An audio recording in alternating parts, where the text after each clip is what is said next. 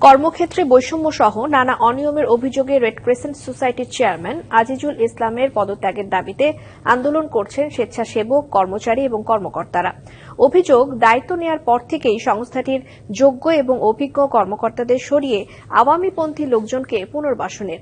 তার বিরুদ্ধে আছে হেনস্থাকারীকে স্বপদে পুনর্বহাল করে বিতর্কিত কর্মকাণ্ডের অভিযোগও।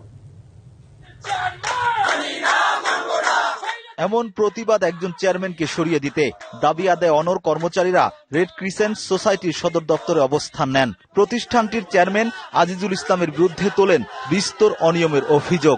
বিশ্বভাবে প্রমাণিত যে সে বদলি বাণিজ্য করছে। অভ্যুত্থানপন্থী যারা ছিল, জুলাই অভ্যুত্থানের পক্ষে যারা ছিল, তাদেরকে বিভিন্ন কলা কৌশলে সে এখান থেকে বের করে দিচ্ছে। চেয়ারম্যান আজিজ সে এতটা দুর্নীতিবাদ। তাদের দাবি, দায়িত্ব নেওয়ার পর থেকেই সংস্থাটির যোগ্য ও অভিজ্ঞ কর্মকর্তাদের সরিয়ে বিতর্কিত লোকজনকে পুনর্বাসনের। বিষয়টি নিয়ে চেয়ারম্যানের কাছে গেলে প্রতিকার নয়, পেয়েছেন হুমকি।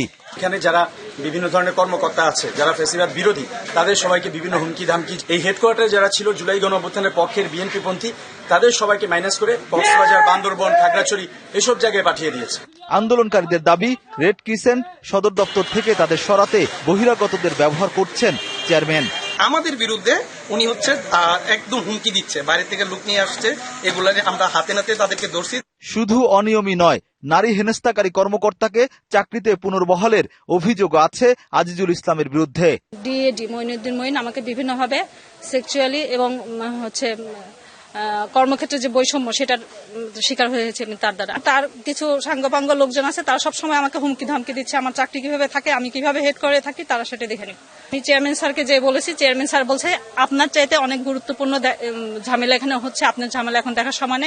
বিচার চাইতে গেলে চেয়ারম্যানের ঘনিষ্ঠ আরেক পরিচালক শাহানাজ জাফরের হুমকি পান তিনি। অবশ্য এমন অভিযোগ অস্বীকার করেন শাহানা।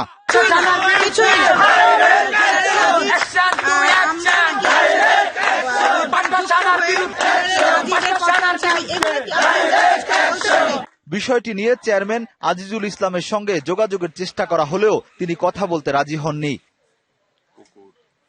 Rakib Hossain, DBC news, Dhaka.